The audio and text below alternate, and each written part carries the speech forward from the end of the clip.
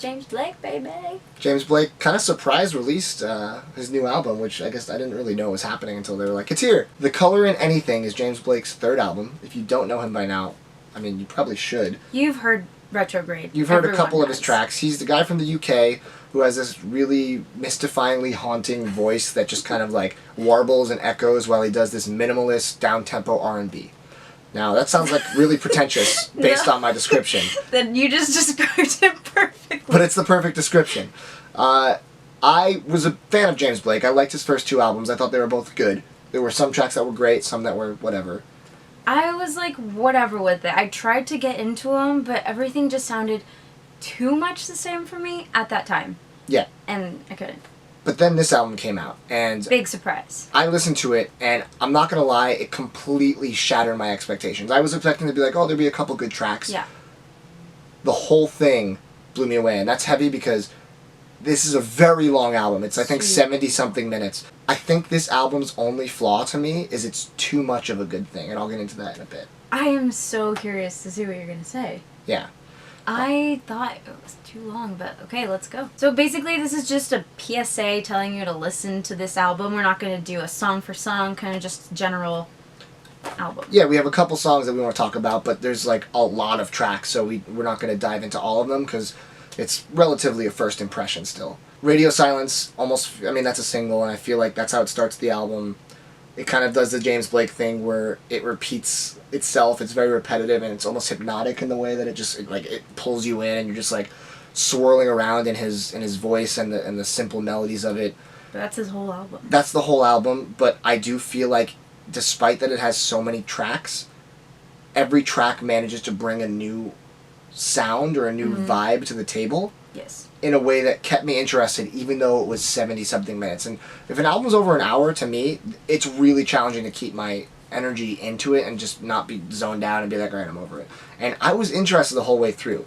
I definitely think it's still too long, but I was hooked. There was no track where I was like, this is boring, I'm out, I'm over it. One of the standout tracks for me, he worked on a couple tracks on this album with Justin Vernon from Bon Iver. Was it his first time working with him? No, they've worked together I think once before, but I Need a Forest Fire is one of the standouts for me.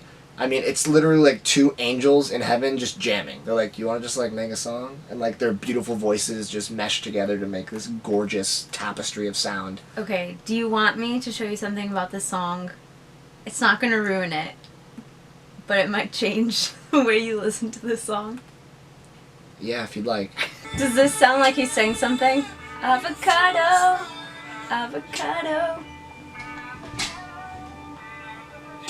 I hear what you're saying, but it doesn't... He could be saying whatever word he wants in this song. It's not about the lyric. Whole time I was listening to this, I was singing, avocado, avocado. And I'm just like, Sandy. I couldn't get it out of my head and I couldn't appreciate like how beautiful of a song this was. Well, that's you, because even after hearing that, I still love this track. You're going to listen to it again and you're going to start singing, avocado.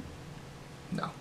Yeah. I don't think so. On Always and My Willing Heart, he worked with Frank Ocean. Frank Ocean helped write it. Really? Which is very cool. I mean, Frank Ocean's been in the shadows for a while. We're anxiously awaiting his new album, but the fact that he's been sprinkled on Kanye's album, sprinkled on James Blake, really cool.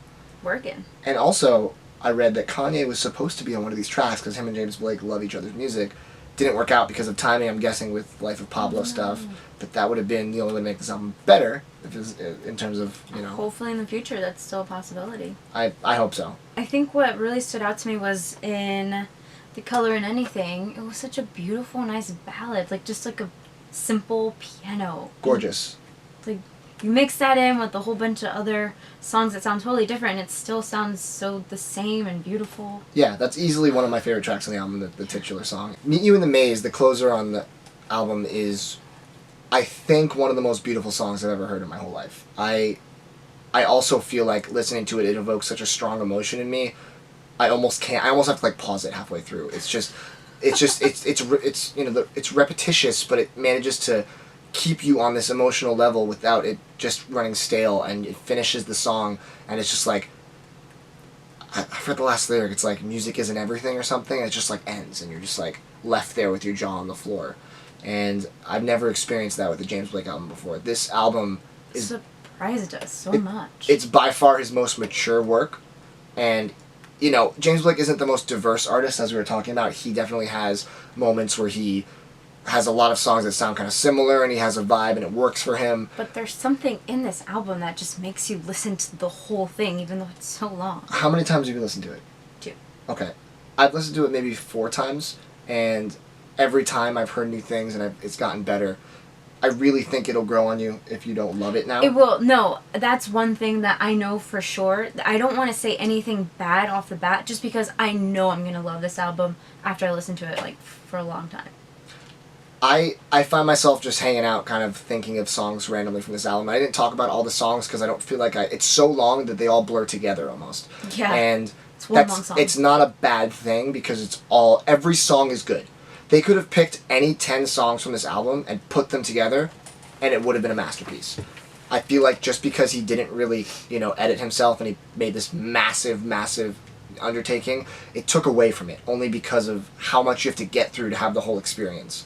You have to really set aside time to listen to it, and while it's going to be an amazing listen, it's going to be long. It's going to be long. So, what do you guys think of this album? I'm gonna give my arbitrary score. She's gonna give hers. But what do you guys? We're so interested to know what you thought. Yeah. So what do you think out of 10? Okay, listen to me. I listened to James Blake, and then right after that, I listened to Radiohead. So I have both of those in my head right now, and just like comparing those two. You can't compare the two. That's not fair. I give it an 8.3. That's a really good score. It might be too high. Give it what you think then. No, I give it a solid 8. 8? Yeah. I give it a 9. And that's because I genuinely feel like if it was shorter, it could have even been like a 9.5. So good.